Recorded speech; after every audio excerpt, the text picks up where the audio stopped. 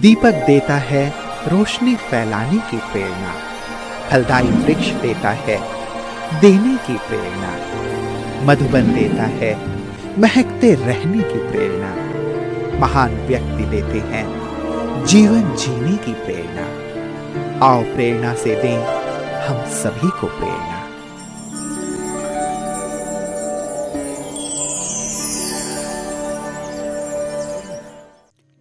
छतरपुर मध्य प्रदेश राज्य में स्थित एक मुख्य नगर है। छतरपुर की स्थापना 1785 में हुई थी और इसका नाम बुंदेला राजपूत महाराजा छत्रसाल के नाम पर रखा गया है।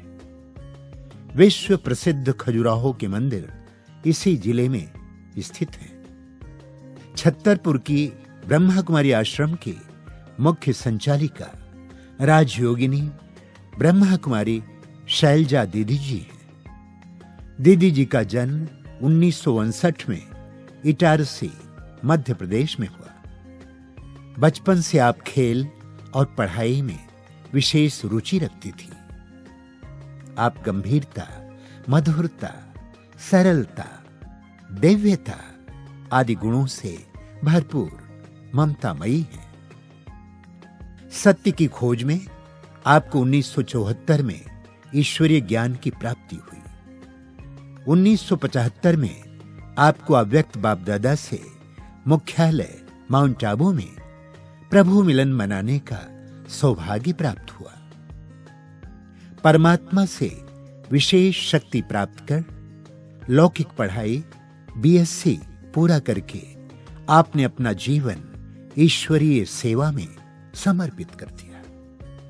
तब से ग्वालियर, सतना, रीवा, भोपाल, गुना, आगरा, भिंड, चित्रकूट, महोबा आदि स्थानों में ईश्वरीय सेवाएं देकर 1995 से छतरपुर में अपनी ईश्वरीय सेवाएं प्रदान कर रही हैं। छतरपुर में ईश्वरीय सेवाएं देते हुए विभिन्न रचनात्मक कार्यक्रमों का आपने सफल आयोजन किया।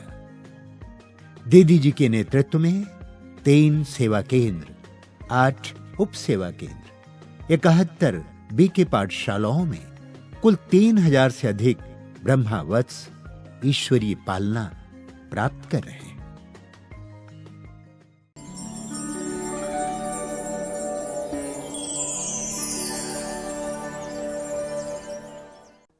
बहुत ही खुशनुमा और चार्मिंग परिवार में जन्म हुआ। माता पिता बहुत एक्टिव और हर क्षेत्र के प्रति बहुत पॉजिटिव थे। उनका शिक्षा के प्रति, खेलों के प्रति, समाज सेवा के प्रति, सत्संग, आध्यात्मिक पूजा पाठ सबके प्रति बहुत एक्टिव पार्ट रहता था। इस कारण से हमें भी बचपन से हर क्षेत्र में आगे बढ़ने के अवसर मिलते रहे। लौकिक पढ़ाई कॉन्वेंट स्कूल से हुई है और 12th क्लास तक हम हर क्लास में टॉप पर रहे। इस कारण से इसी आधार पर कॉलेज में भी सीआर चुन लिए गए थे। वहाँ भी हमारा पार्ट एक्टिव रहा। खेलों में भी बचपन से बहुत रुझान था, खास करके basketball, kho kho, disc throw, लंबी कूद, ऊंची कूद आदि जो स्कूली गेम्स होते हैं वहाँ पर हम संभागीय स्तर पर खेलते रहे हैं। और इस बाबा के इस ईश्वरीय विश्वविद्यालय में हमारा परिचय 1974 में हुआ। ब्रह्मा कुमारीज की ओर से हमारे शहर में पहली बार प्रदर्शनी लगाई गई थी। हम लोग किसी शादी समारोह से लौट रहे थे।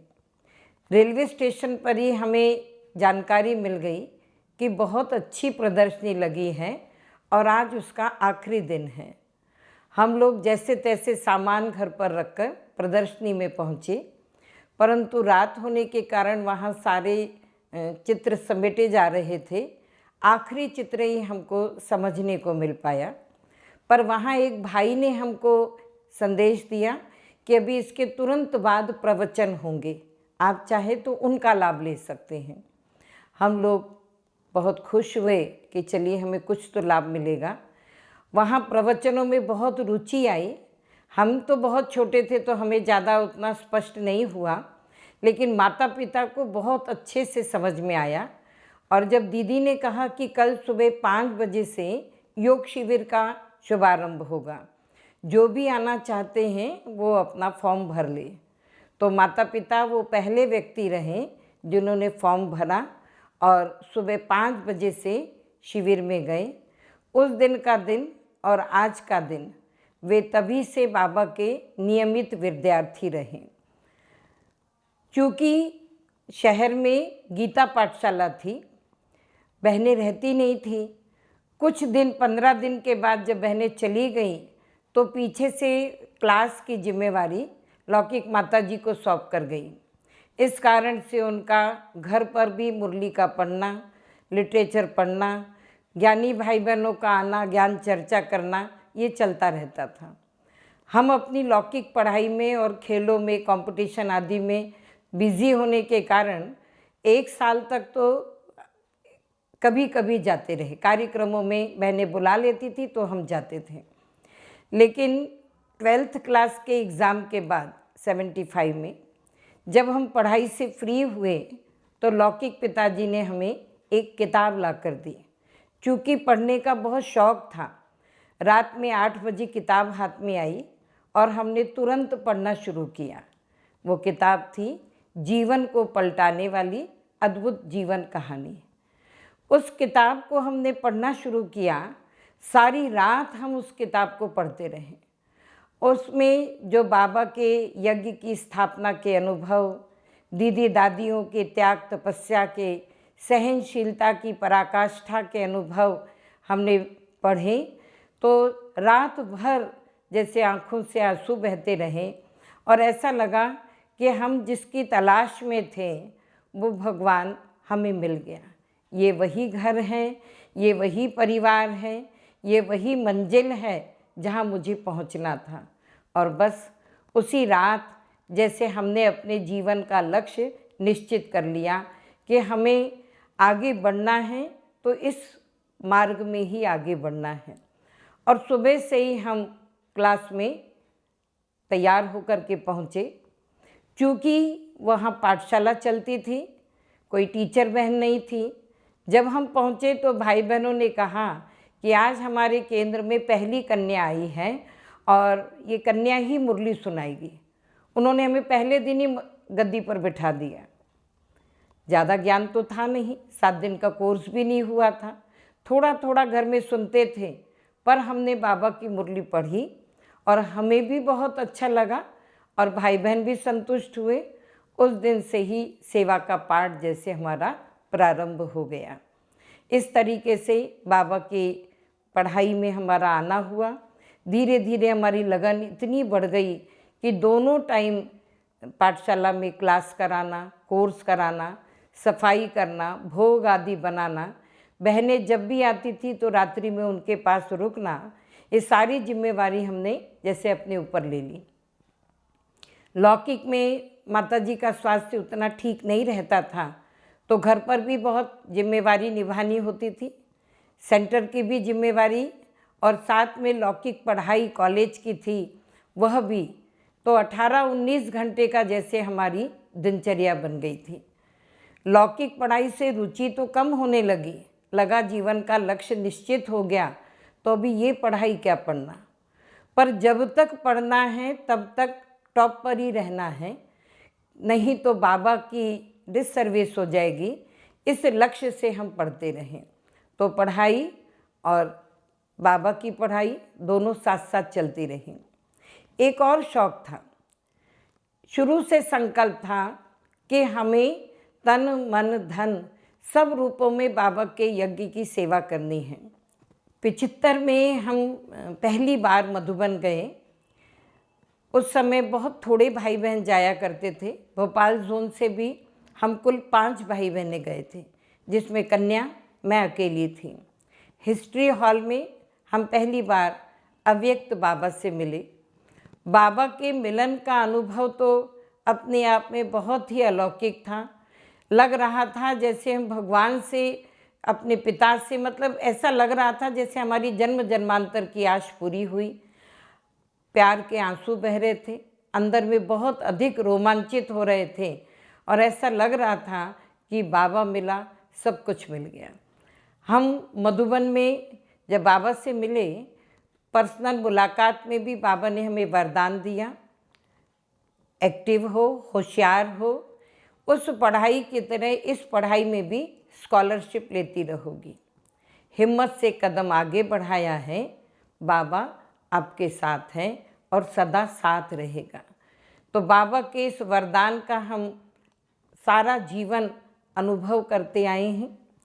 मधुबन में दादियों से भी मिले, तो चूँकि छोटा सा ग्रुप था और उसमें भी हम कन्या अकेले थे, तो जब भी दीदी दादियों से मुलाकात होती थी तो दादी जी हमेशा अपने पास बिठा लेती थी सोफ़े पर और दादी कहती थी आप यहाँ बैठो।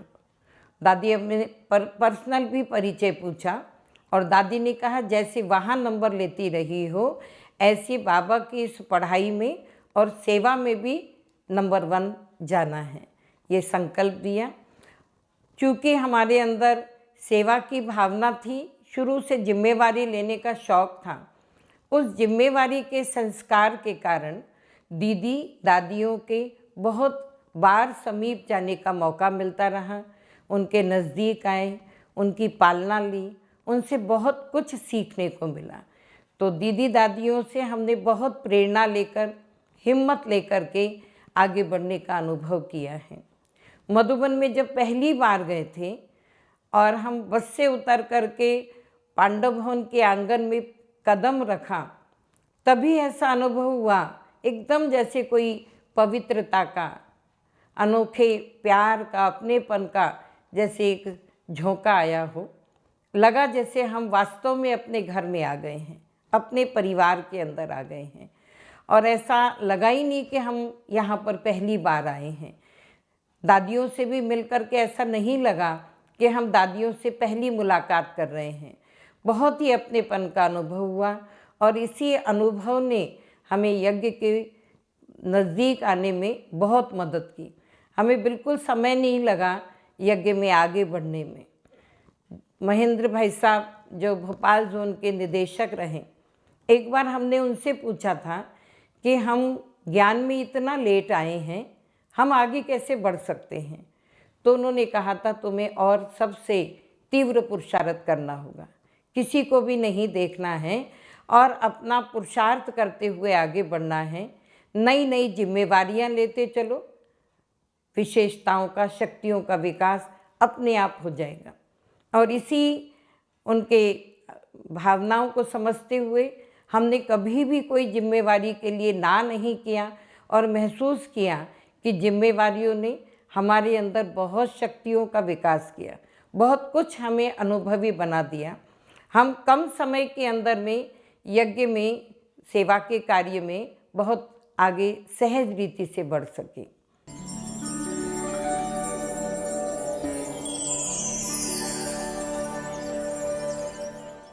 तो हमें एक बात का हमेशा मन में संकल्प चलता था कि हम साकार बाबा से, मम्मा से नहीं मिले, हम बहुत पीछे आए।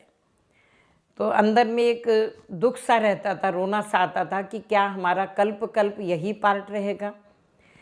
लेकिन एक दिन हम मधुबन में बाबा के कमरे में बैठे थे और थोड़े समय के बाद हमें कुछ भी ख्याल नहीं रहा, जैसे गुम हो गए हो वहाँ। और हमने महसूस किया कि हम जैसे बाबा की गोद में हैं। एकदम प्रैक्टिकल में हमें ऐसी फीलिंग आई, हम बाबा की गोद में हैं और बाबा बहुत प्यार से सिर पर हाथ सहला रहे हैं, बहुत प्यार कर रहे हैं। हम उस प्यार में खोए हुए हैं, कोई शब्द नहीं।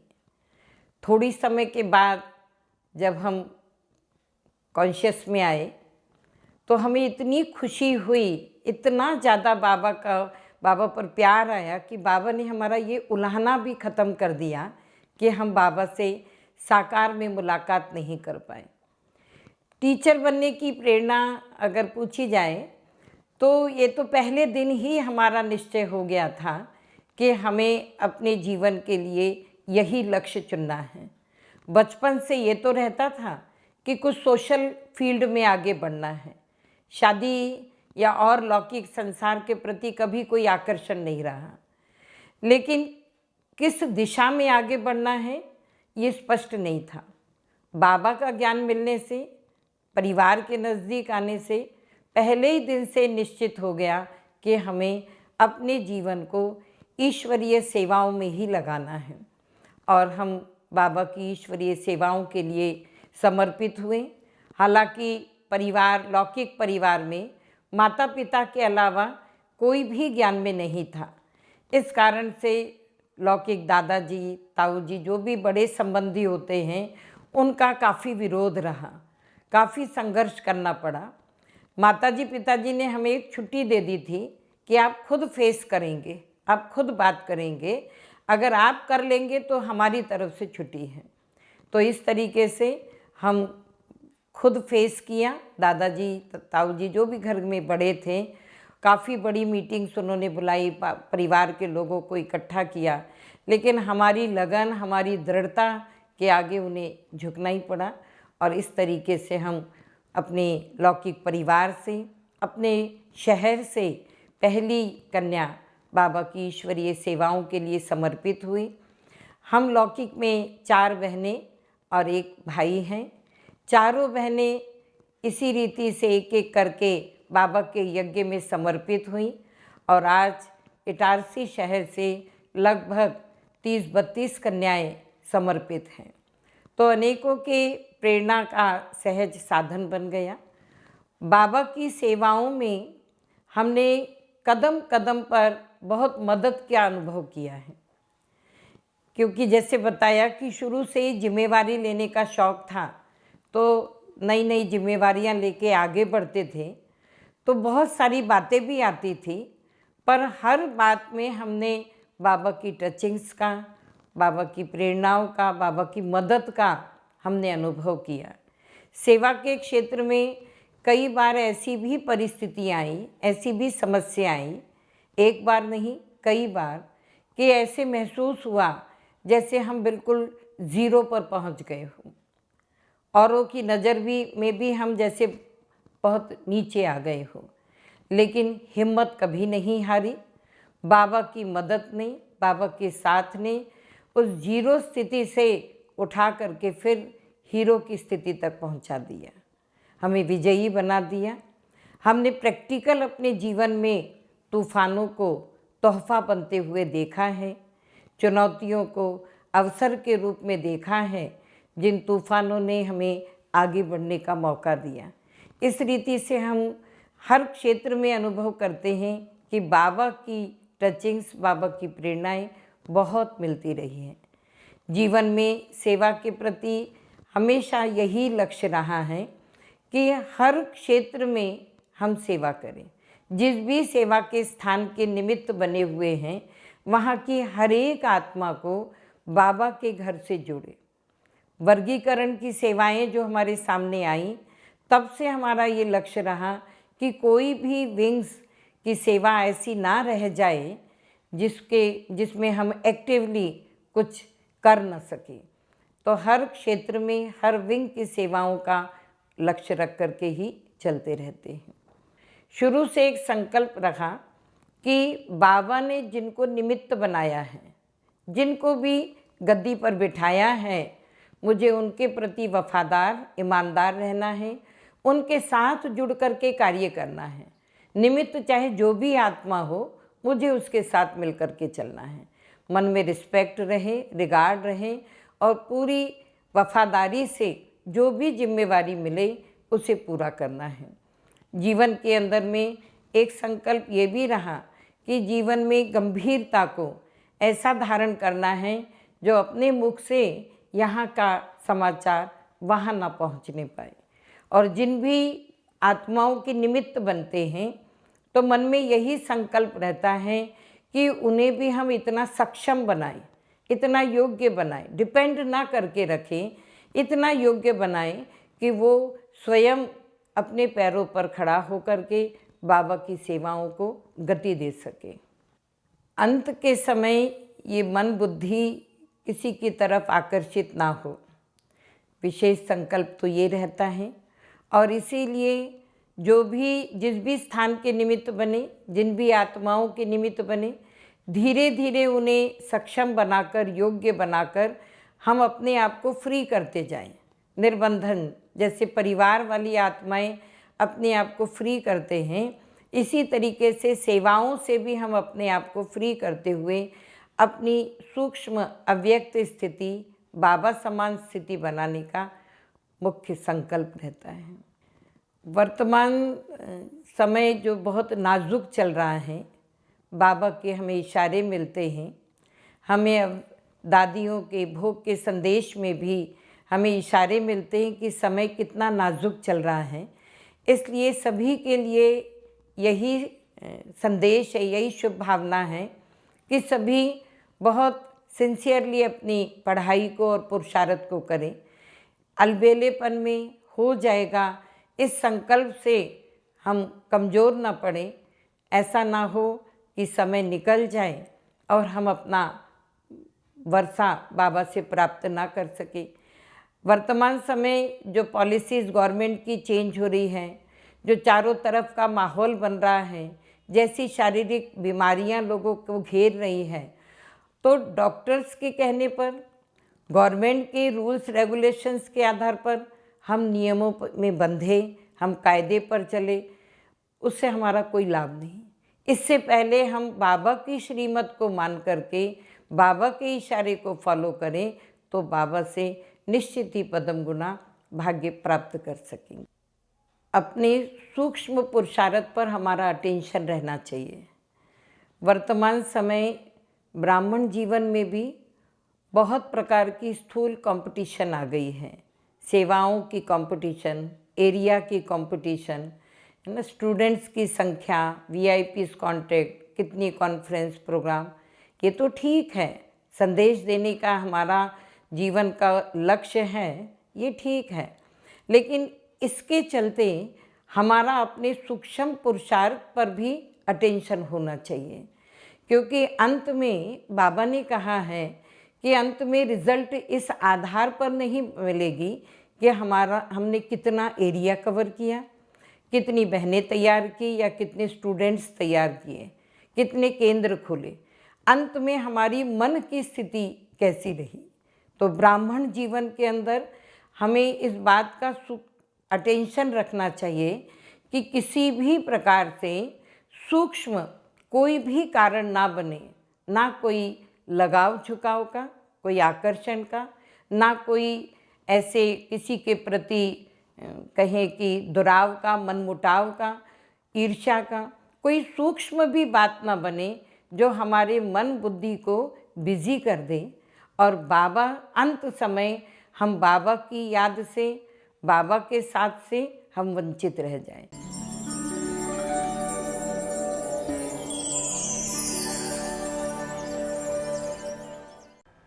सदा उमंग उत्साह में रहती है, एक्टिव रहती है और हम लोगों को भी एक्टिव करके किसी न किसी सेवा में सहयोगी बना करके और हमारा सब कुछ सफल करवाती रहती है। बड़ी बहन जी को मैंने देखा कि वो छोटी बहनों को माँ की तरह ममता भरा स्नेह देते हुए, उन्हें शिक्षा सावधानियाँ देते हुए पुरुषार्थ के मार्ग में तीव्र गति से आगे बढ़ाती हैं। बहन जी के अंदर हमने ला और लव का बैलेंस देखा और बहन जी में गंभीरता है, रमणीकता है। बहन जी से जो भी हमने शिक्षाएं सीखी हैं वो शिक्षाएं सत्य का स्वरूप है।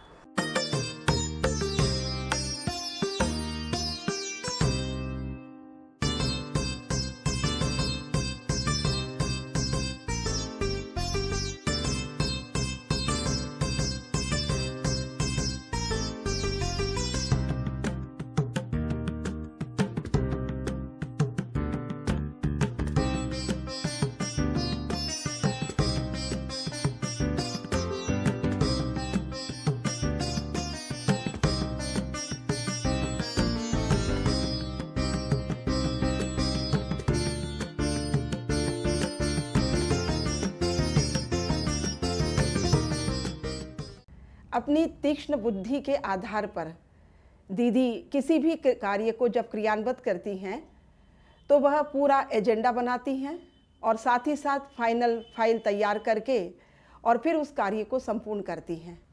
मतलब कन्याओं को लव एंड लॉ से चलाती है और उससे संगठन अच्छा बनते जा रहा है।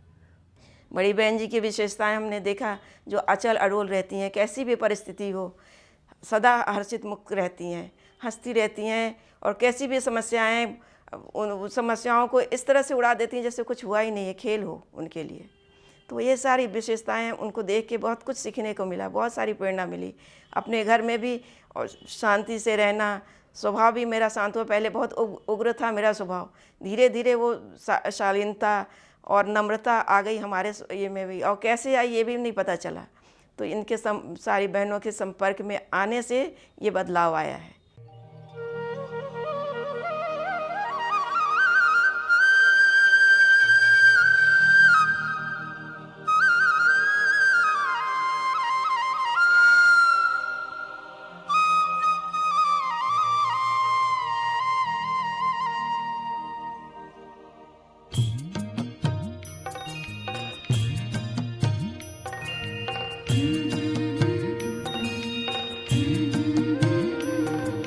बाबा तेरी मीठी मुरली की धुन सुन कर के मन हर्षाए, हो सुन कर के मन हर्षाए। बाबा तेरी मीठी मुरली की धुन सुन कर के मन हर्षाए, हो सुन कर के मन हर्षाए। रास रचाए साथ तुम्हारे, रास रचाए साथ तुम्हारे, झूम झूम दिल ये गाए, हो झूम झूम दिल ये गाए। बाबा तेरी मीठी मुरली की धुन सुन कर के मन हर्षाए।